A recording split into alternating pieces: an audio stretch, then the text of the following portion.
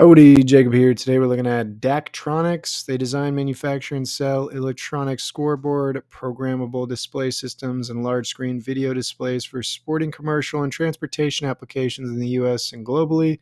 Founded in Brookings, South Dakota. Interesting. In 1968.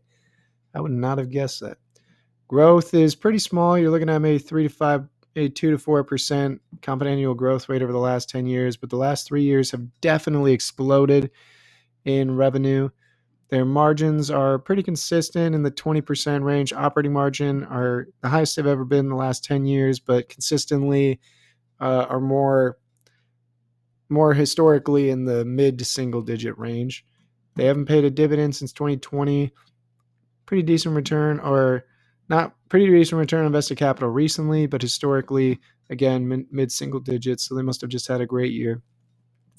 Wonder if they have any R&D. Okay, so they have $36 million in R&D. That's going to be maybe, what is that? 10% would be about 80. So about 4 to 5% of revenue is going expenses is going to research and development.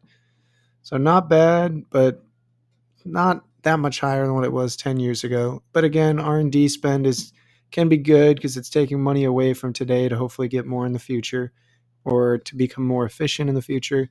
81 million cash on hand, 2 million short-term debt, 53 million long-term debt.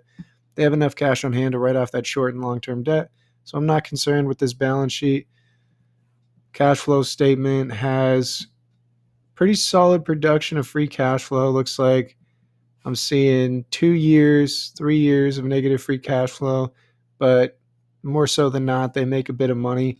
And we don't really see what they do with a whole lot of it. We see acquisitions over here, a little bit of reinvestment, and then they've been issuing debt for some reason, even though their cash position is pretty solid. So I'm not really seeing.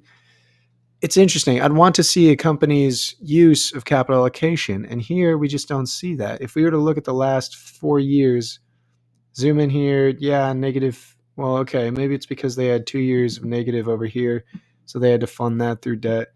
But even this year, why did they not, make a strategic acquisition, reinvest somewhere, buy back shares, pay a dividend? You're just not seeing it. They issued some debt to increase their cash position.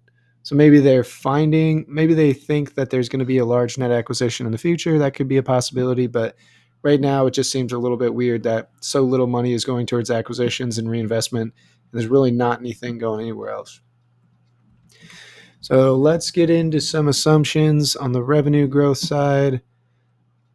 Maybe 5%, and P, price free cash flow.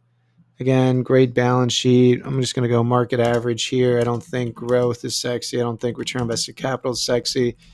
I think market return seems fine to me. Hey, let's do 3 and 4%, or 3 and 5. Let's do a bigger range than that. No share change. Let's see. 1% of market cap is 7 million. Not even close to that in stock-based compensation. So I'm fine keeping that at 0. Dividend 0. Company's stock price needs to fall quite a bit before you get the return I'm looking for here. So with these low margins, this year being great, the other years being on return invested capital on margin standpoint, it needs to get to a more attractive price for me to deeper dive. Hope you enjoy the video and have a great rest of your day. Thank you.